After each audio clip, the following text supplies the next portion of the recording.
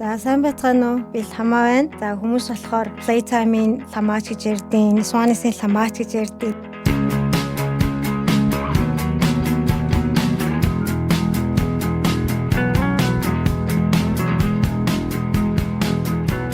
Та бүхэнд би өнөөдөр өөрийнхөө амьдралтай холбоотой бүр юм хайлайт болсон дөрөнд байдаг. Тэгээ хамгийн ихнийх нь болохоор Дээж Монголын номер 1 хамтлаг болох Swan-ийн хамтлагийн хүчил дөрөвч цомгоос нь гэрэлт ирээдүйн намайг дууд. Хамгийн анх бол Swan хамтлагийг сонсчаал за яг рок хөгжим дуртайгаа мэдэрсэн.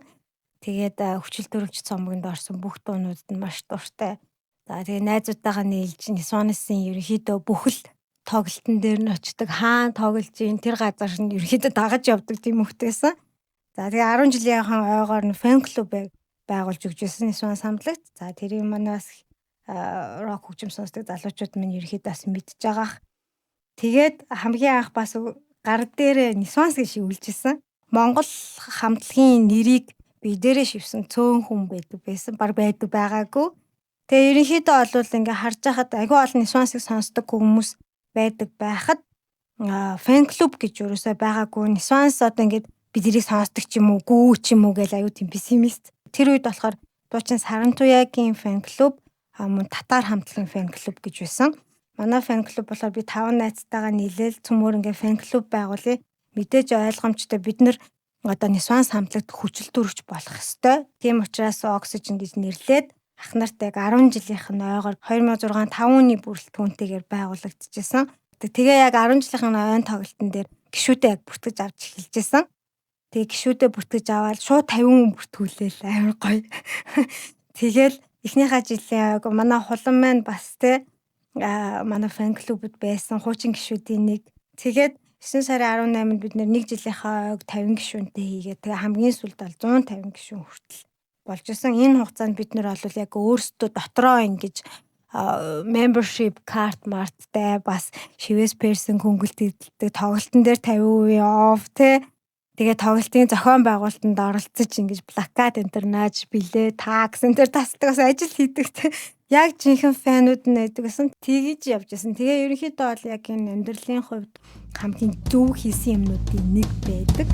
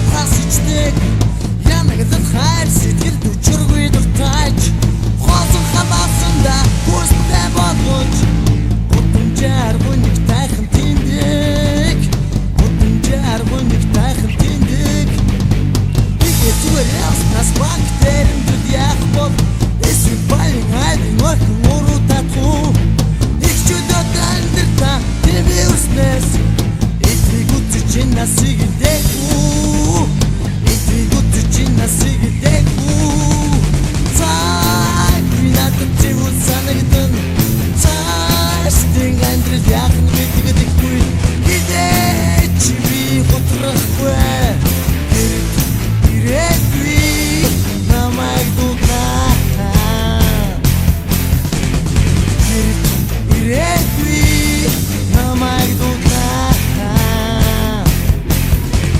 цааг би надад зөв санагдсан цааш ти андред яхан мэддэггүй хизээч би готрахгүй ирээдүй намайг дууднаа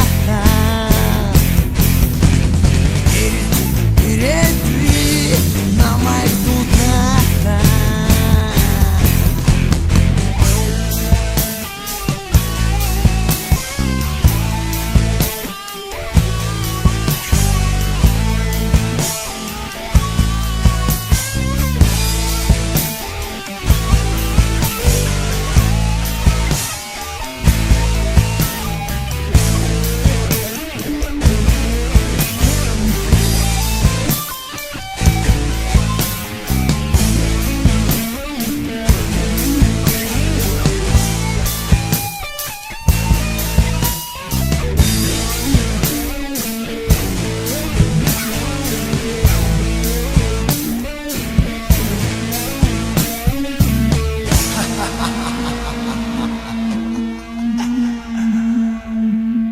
дээр үеж айгүй гөрхөн хөгжим сонсоод нөгөө хуваалцдаг одоо нөгөө Monstudnet, Hi-Tav энтер гэл ингээ форумууд айгүйх байдаг гэсэн. Тэгээ Monstudnet руу орсон чинь л ингээл метал хөгжмийн тухай ярих амар хөөрхөн тим юмнууд байдаг байгаа л. Тэгээ тэн дээрээ ингээл яг бичээл яг ингээ хөгжим сонсохтой манай найз нар болохоор нөгөө инди сонсдог. Эсвэл бүр айгүй метал сонсдог. Янз бүрийн орчин үеийн хөгжмүүдийн жоохон сонсдог гэсэн. Би болохоор яг нөгөө таншуулын цогтаах, төр мөнхөх эдэр шиг тийм хуучны heavy metal, hard rock хөгжмөд амар дуртай байсан. Тэгээд Deep Purple энтер сонсдог, Led Zeppelin сонсдог, Pink Floyd сонсдог, AC/DC, Judas Priest энтер сонсдог тийм хүмүүс аахгүй. Тэгээ энэ Highway Star нь ерөнхийдөө бол яг мотоцикл биш, нөгөө машины тухай шүү дээ, тий. My Lady, She's a Killer энтер гэл ерөнхийдөө машинтай холбоотой. Гэхдээ надад болохоор би ч нөгөө анх сонсохдоо яг мотоцикл дээр ингээд сонсож байгаа юм шиг надад санагддаг байхгүй. Тэгэл нөгөө хамаг савхиа өмсчөөл гэхдээ тэгээ хамаг савхиа өмсч сэнсний өдөөс харчаал ингээд мотоциклээр явж байгаа юм шиг тэгэл Highway Star-аар чангалчаад тэгээ өөрийгөө айгүй тийм мотоциклчин гэж боддог. Тэгээ дааш дийлдэг байхгүй. Тэгээ ингээд Highway Star гэдэг бас юу сте.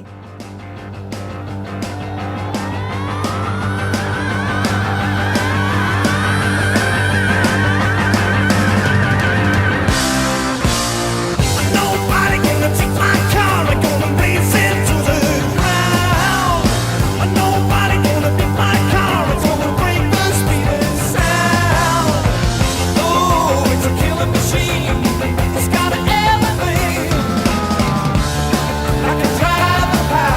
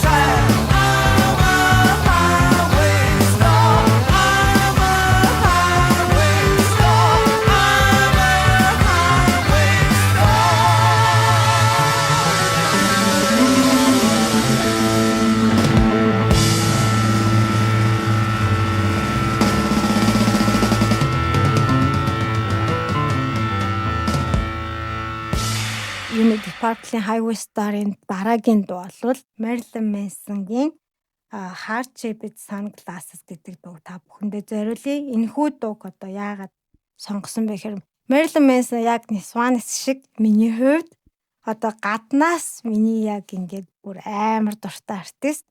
Fan club-ээс хоошоо би ингээд тоглолт зохион байгуулдаг болол ирж байгаа шүү дээ.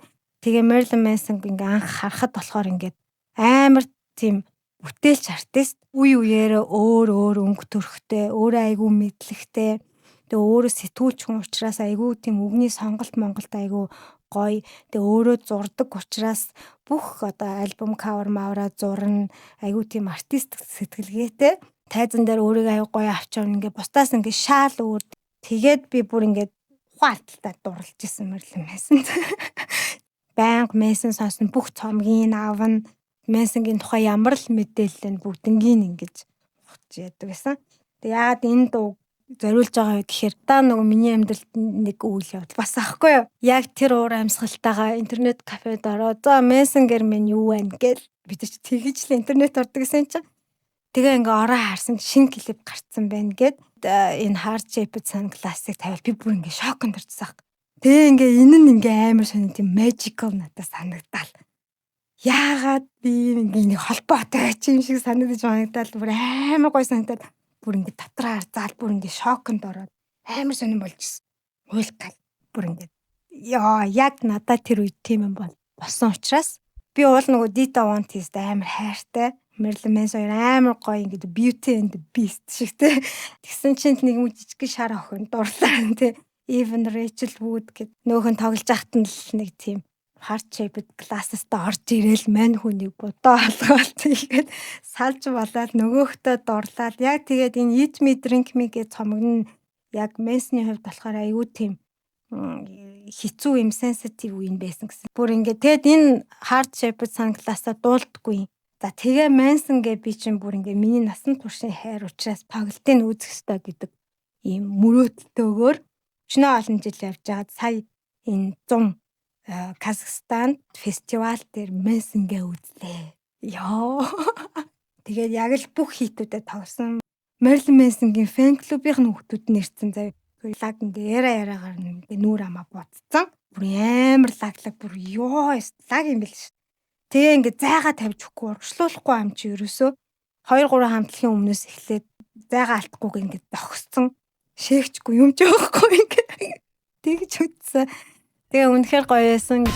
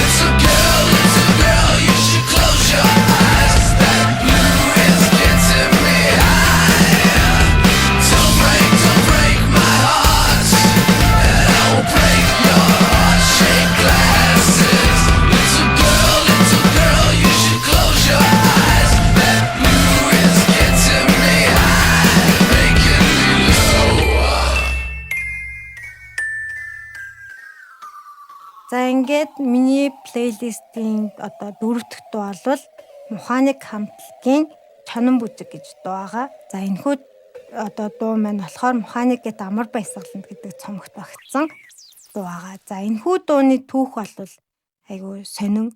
Муханик бас яг миний амьдралын хувьд энэ цомог бас сашгүй холбоотой. Манай нөхөр болохоор ингээ reggae хөгжим сонсдог. Reggae одоо selector буюу одоо reggae DJ бас reggae тоглолт зохион байгуулдаг. Тэгээ бит хоёр нийлээд Эми гэдэг Анимамунд Entertainment-ийг байгуулад ажиллаж исэн. Тоглолтууд зохион байгуулад араас нь. За тэр үед ерөнхийдөө бол ингээ нэх гоё юм Монгол хөгжмийг, Монгол өнгө аясыг оруулсан юм орчин үеийн хамтлаг гараад ирэхгүй бахтаа гэж аюух дотроо боддог сайхгүй бит хоёр. Тэгсэн чинь нэг өдөр л Муханикийнхэн залгаад таартаа уулзах гэсэн юм аа. Тэгэл Муханик хурж ирээл яг энэ Чонон бүжиг дууныхаа нөгөө ийм түүхийн хөлбөр өгдөг штэ. Тэгсэн чинь яг л пал гэж дахиад явж байгаа юм чинь.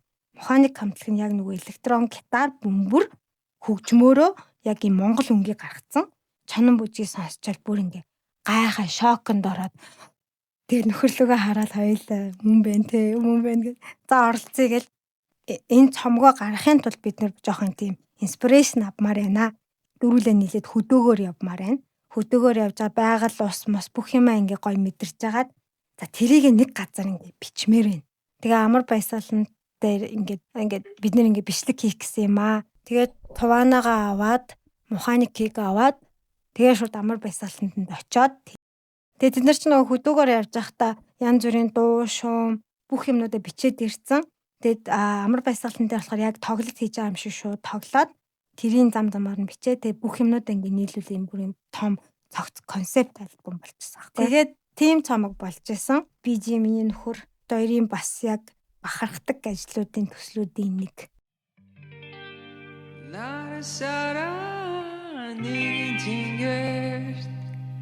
Нисэн хүсихөөс хөлдөө нэгмийн нөгөөтэй нисэн сүргиймийн чонон сүнс чи яавэ